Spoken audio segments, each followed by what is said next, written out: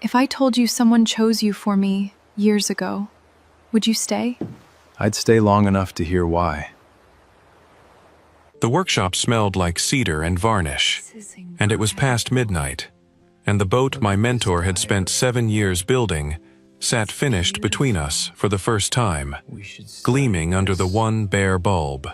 Nell was on an overturned crate, with her father's journal open in her lap, and she'd gone very still, and when she finally looked up at me, her face was wet and open, in a way I had never once seen it. "Silas," she whispered, "my dad chose you for me."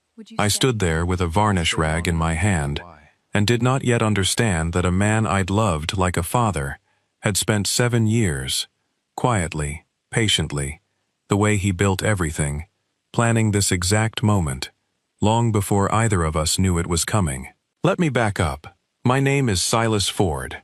I'm 31 years old, and I build wooden boats in a shop on a cold stretch of coast, in a town where the fog rolls in most mornings, and half the men make their living off the water. I didn't grow up here, and I didn't grow up building anything. I grew up nowhere, really. A string of foster homes, a father I never met, a mother who left when I was small. By the time I was 24, I was drifting through this town with everything I owned in a duffel bag, taking day work where I could find it, sleeping in my truck. I was the kind of young man the world had written off before he'd started, and I'd more or less agreed with its assessment.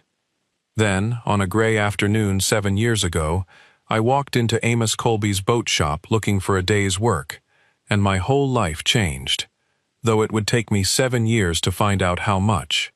Amos was a master boat builder, the last real one on that coast. He was in his 60s then, big and slow and quiet, with hands like weathered rope, and an unhurried way of looking at a person that made you feel measured but not judged. He looked at me a long moment that first afternoon, this drifting kid with a duffel bag and nothing to show for himself, and then he said, "You know how to work?" "I know how to work," I said. "Then don't just stand there," he said, and handed me a plank. That was it. I never left. Amos took me on as an apprentice, and over 7 years he taught me everything he knew: how to steam bend oak, how to read the grain, how to fit a plank so tight the sea can't find its way in. But more than the trade, he taught me the thing I'd been missing my whole life, which was how to be a steady man. He'd put his rope hand over mine on a plane and say, "Slow down, Silas. You're building a thing that has to carry people safe across deep water, long after you're gone. You don't rush a thing like that. You build it patient. You build it honest. You build it to outlast you. That's the whole trade. That's the whole of being a man worth anything, too, if you're paying attention." I was paying attention. That old man gave a discarded kid a father, a trade, and a spine, and I would have walked into the ocean for him. I thought it was kindness. I thought I'd just gotten lucky, wandering into the one shop with the one man decent enough to take me in. Before I tell you what it actually was, what that whole 7 years actually was, if you believe a good man can change the entire course of your life without you ever knowing what he's really doing, tap that subscribe button, because this channel is full of stories exactly like this one, and I'd hate for you to miss the next. Alright, back to it. Amos had a daughter, Nell. She lived 2 hours up the coast, and in 7 years I could count on my hands the times I met her. She came for holidays, mostly. Quiet, careful, with her father's watchful eyes and a guardedness around her, like a fence you could see from a distance. She was polite to me, and kept me at arm's length, and I understood, because I kept everyone at arm's length too. Amos told me, once, in the low way he said the important things, what had happened to her. She'd married young, 20, barely, to a man named Shane, who'd turned out to be cruel in the quiet way that doesn't leave marks. Who'd spent 3 years making her small before she finally got out. And after that, Nell had built herself a careful, solitary life 2 hours up the coast, and stopped believing, Amos said, that love was a thing that happened to people like her. It broke something in her. he told me one evening, both of us watching the water. My girl used to laugh with her whole body. Now she flinches when a man's kind to her, because the last one used kindness as bait. He was quiet a long moment. A father shouldn't outlive the sound of his daughter laughing. But there it is. I felt for her, the way you feel for someone you recognize. But she was Amos's daughter, and she lived 2 hours away behind a fence, and I was the apprentice, and there was a line there I'd never have dreamed of crossing. Though I'll admit, looking back, Amos had a way of mentioning her when I was around, of finding reasons for me to be at the house when she visited, of saying, "You'd like my Nell," if she ever let anybody close enough. I thought he was just a lonely old man missing his girl. I had no idea. None of us did. And then, that spring, Amos died. It was his heart, in the end, though he'd never told a soul it was failing. I found out afterward he'd known for over a year, and worked right up to the last week, patient and unhurried, like a man finishing something on a schedule only he could see. He died in his sleep in the little house above the shop, and burying him took a piece out of me I'll never get back, because he was the only father I ever had, and I was the one who found him, and the whole coast came to the funeral, and I stood at the back because I didn't feel I had the right to stand up front with the family. That's where the trouble started, the family. The will was read a week later, and it stunned everyone, me most of all. Amos had left the boat shop, the building, the tools, the whole business, to me, not to his blood, to the drifting kid he'd handed a plank to 7 years before. And along with the shop, he'd left me one strange instruction, written in his own hand. Finish the boat. You'll know the one. Take your time. Do it right. Nell's older brother, Travis, lost his mind. Travis was the kind of man who measured love in inheritance.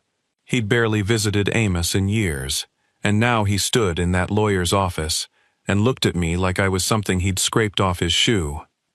"This is a joke," he said. This drifter worms his way into a dying old man's life, isolates him, spends 7 years making himself indispensable, and walks off with the whole business? He's a con artist. He saw a lonely old man with a valuable shop and he moved in. You all see it, don't you? He manipulated my father. Every word of it was built out of true facts arranged into a lie. Yes, I was a drifter. Yes, I'd spent 7 years at Amos's side. Yes, I'd inherited the shop. Travis took the truth and stripped it of every decent thing. The love, the work, the fact that Amos had chosen me and not the other way around. And what was left was ugly enough that I saw a few people in that room start to wonder. I didn't defend myself. I've never been good at it, and anyway, anything I said would just be more rope for a man like Travis to hang me with. I just said, "Your father was the best man I ever knew. I'll finish the boat like he asked, and if you want to fight me over the shop, you can. I won't fight you back. But I won't say he didn't mean to give it to me, because he did, and you know he did." Nell was in that room. She didn't say a word, but she watched me the whole time, with those careful, watchful eyes, and I couldn't read what was behind them. She came to the shop the next day. She said she wanted to help sort her father's things before Travis could pack them off and sell them.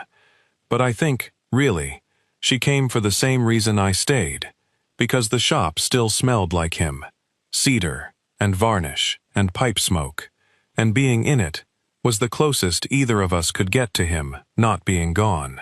So we started going through 7 years of a man's life together, the guarded daughter and the drifting apprentice, both of us wrecked, both of us pretending we weren't. And in the back corner, under a canvas tarp that had been there as long as I'd worked in that shop, was the boat. I'd never been allowed to touch it. In 7 years, Amos had worked on it only alone, only late, only a little at a time. A small, beautiful wooden sailboat, maybe 18 feet, built with a care that went beyond anything he built for sale. I'd asked about it once, early on, and he'd just said, "That one's not for selling. That one's for someone." And he never spoke of it again, and I never asked again. And it sat under its tarp for 7 years, almost finished and never launched. Finish the boat. You'll know the one. This is the one, I told Nell, pulling back the tarp. He wanted me to finish it. I never even knew who it was for. Nell went very still, looking at that half-finished hull, and something crossed her face I didn't understand yet. So I finished it. Over the next weeks, in the evenings, with Nell there more often than not, she started staying later, started bringing us dinner, started handing me tools before I asked, the way she'd clearly once handed them to her father. I finished Amos Colby's last boat. And somewhere in those weeks, in the sawdust and the lamplight and the shared grief, the fence came down. Not all at once. Nell was too scarred for all at once, but a little. She laughed one night, with her whole body, exactly the way Amos had described, at something stupid I said, and then looked shocked at herself, like she'd forgotten she still could. And I felt something I hadn't let myself feel in years, and I shoved it down hard, because she was Amos's daughter, and I was the apprentice, and there was a line. There was one evening, about halfway through, that I keep coming back to. It was raining hard on the shop's tin roof, and we'd been fitting planks for hours, and Nell sat down on the crate with 2 mugs of the terrible coffee I made, and handed me one, left hand first, the way her father used to, and said, out of nowhere, "Can I ask you something? Why did you never leave?" 7 years. You could have started your own shop years ago. Dad said you had the hands for it. Because he gave me a place to belong, I said. I never had one before. You don't leave the first place that ever felt like home. She was quiet, turning her mug. That's what this shop was to me too. Before Shane. Before I decided the whole world was Shane. She looked at the rain running down the window. I used to sit right here on this crate and hand my dad tools and feel completely safe. Then I married a man who taught me that feeling safe was just letting your guard down long enough to get hurt, and I never sat on this crate again. Until you. She glanced at me. You don't flinch when I talk. Do you know how rare that is? Shane was always waiting for his turn. You just let it be quiet. Quiet's the only thing I'm good at, I said. No, she said, and there was something new in her voice. You're good at making a person feel safe. That's different. That's the rarest thing there is. And for a second, the whole 7 years of distance between us was gone, and we were just 2 people the world had thrown away too early, sitting in the one place that had ever taken us in, and I wanted to cross that line so badly it frightened me. I could see she felt it too, and then she looked away, and I looked away, and we went back to the planks, because she wasn't ready, and I didn't have the right, and the moment folded itself away. But it had happened. Whatever her father had planned, that moment on the crate wasn't in any journal. That was ours. And I think, deep down, that's why I could say what I said later, when everything nearly fell apart. Because I already knew there was something real between us that no dead man could have scripted, no matter how patient he was. The night I finished the boat, I found the carving.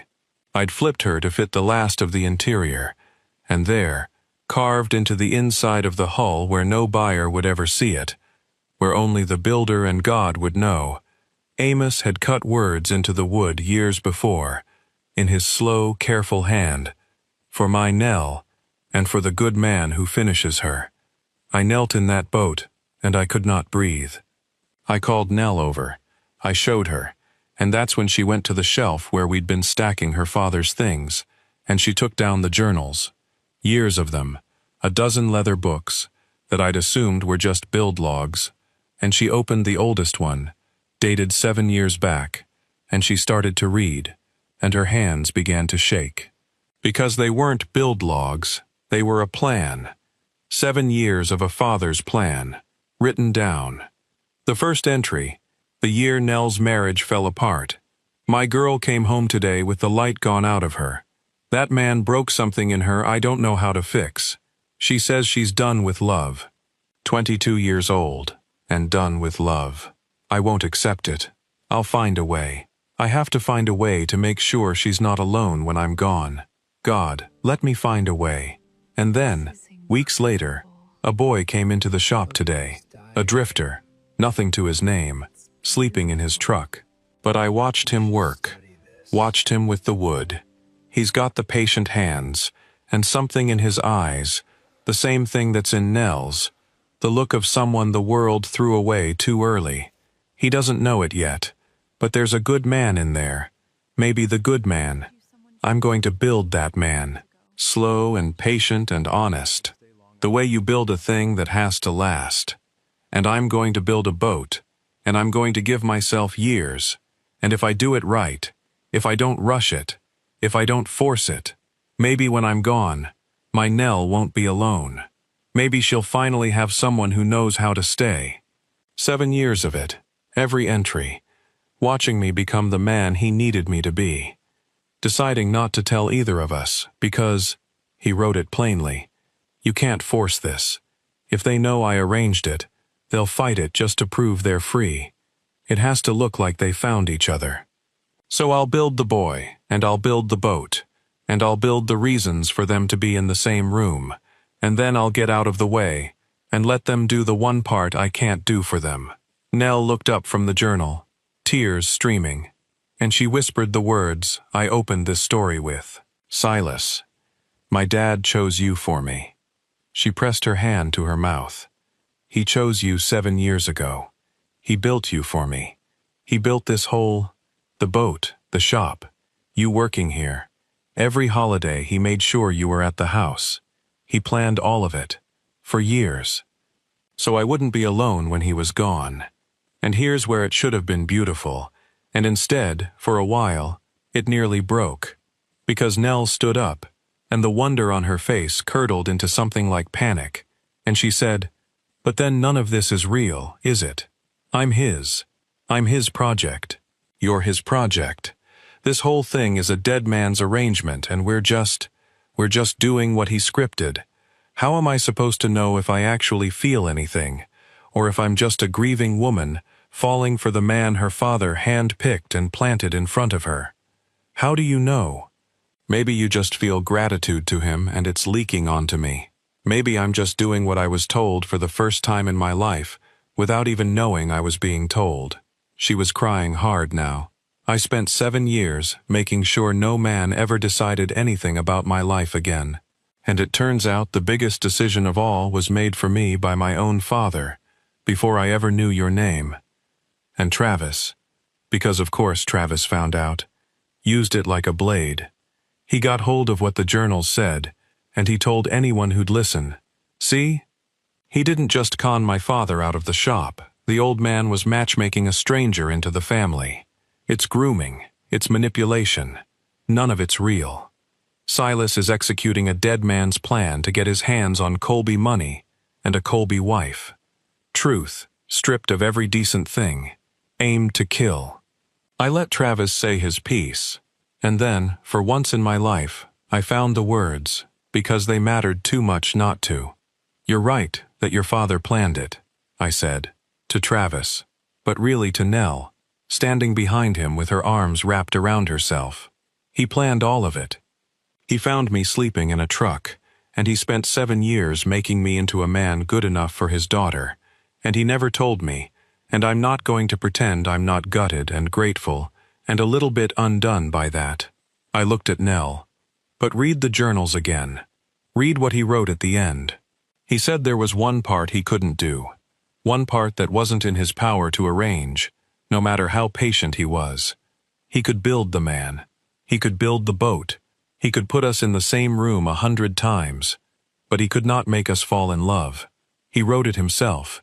That's the one part I have to leave to them. I took a breath. Your father didn't decide how I feel about you, Nell. He couldn't. That happened in this shop. These last weeks. Over sawdust and bad jokes. When he was already dead and gone, and couldn't script a single word of it. He didn't make me love you. He just made sure I'd get the chance to. That's not a cage. That's the last, best gift a father ever gave two lonely people who'd both given up. I set down my tools. He arranged the meeting. The rest is ours. It was always going to be ours. And if you walk away just to prove you're free, then you're letting Shane decide your life all over again. You're just calling him freedom this time. Real free isn't refusing the good thing because someone hoped you'd choose it. Real free is choosing it anyway, with your eyes open, because you actually want it. So want it, Nell. Or don't. But do it because it's yours to decide. That part always was. The shop was dead silent. Even Travis had nothing. Nell walked over to the boat. She ran her fingers over the carving inside the hull. For my Nell, and for the good man who finishes her. And she was quiet for a long, long time. Then she turned around, and the fence was gone from her eyes, all the way gone, and she said, "Then let's launch it. The boat, together. And I'll know when it floats, whether it's his or ours." She almost smiled. "I think it's going to be ours." We launched Amos Colby's last boat on a clear morning, 3 weeks later. The whole town came down to the water. The same coast Amos had built boats for his whole life. Travis didn't come, and in the end he didn't fight the will either. I think even he couldn't stand against a dead man's journals and a whole town that had loved Amos, and he sold me his silence and his shares and moved away, and we let him. Some people you can't win. You just refuse to let them narrate your life. Nell and I carried the boat down to the water together, and we floated her for the first time, and she sat on the sea, as true and tight as anything Amos ever built. Not a drop of the ocean finding its way in, the way he'd taught me, built patient and honest, to outlast the man who made her. And Nell stood in the shallows with her hand on the hull and cried, and laughed with her whole body, and I understood that Amos Colby had gotten everything he'd planned for, right down to the sound. Before we pushed off, Nell reached into her coat and took out the oldest journal, and she read one line aloud to the crowd on the beach. Her father's own words, the ones he'd written the day I first walked into his shop. "There's a good man in there. Maybe the good man." Then she closed the book and looked at me, standing knee-deep in her father's ocean, and she said, loud enough for the whole town to hear, "He was right." And whatever was left of Travis's ugly story just washed out with the tide. Because you cannot argue with a father's love. Read aloud on the water he loved, in front of everyone who loved him. We were married the following spring, on the beach below the shop, and we sailed away from our own wedding in her father's boat. I run the shop now. It says Colby and Ford on the sign, his name first, because he built me before I built anything. Nell moved back down the coast and never once flinched when I was kind to her again. We have a daughter now, and Nell laughs every single day. And some evenings we take Amos's boat out past the fog line and just sit on the deep water he taught me to cross safely. The two people he built a boat and a man and a plan to bring together.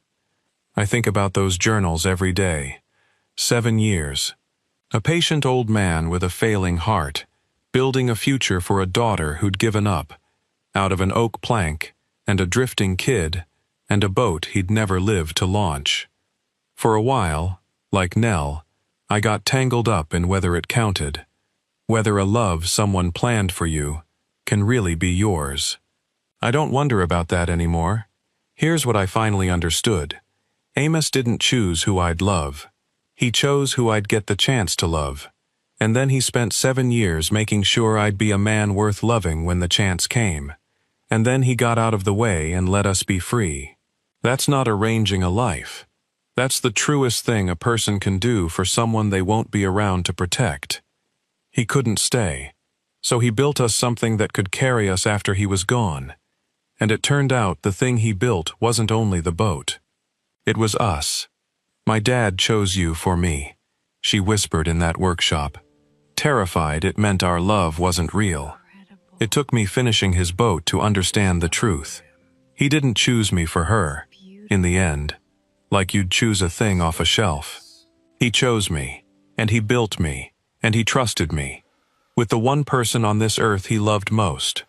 for all the years he wouldn't get to see. And I have spent every day since trying to be the man that patient old man saw in a kid asleep in a truck, 7 years before either of us knew there was a boat under that tarp, with our whole life carved inside it. If you've ever had someone believe in you before you believed in yourself, someone who quietly built you into more than you thought you could be, I want to hear about them, because those people are rarer than we ever realize until they're gone. Tell me about yours down in the comments, and tell me where in the world you're watching from tonight. I read every single one, and it always amazes me how far these stories drift out on the water. Somebody wrote in last week from a fishing town on the other side of the planet, and it stayed with me for days. And be honest with me before you go.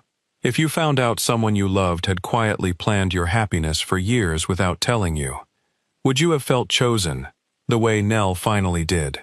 Or would you have run, just to prove you were free? There's no wrong answer. There's only the one you'd have to live with. If this story moved something in you, do me one small kindness. Tap that like button so it finds the next person who needs it, hit subscribe, and turn on that notification bell, because I'm here every single week with a brand new story about the kind of love that's built slow and honest and made to outlast us. Fair winds. I'm glad you're here.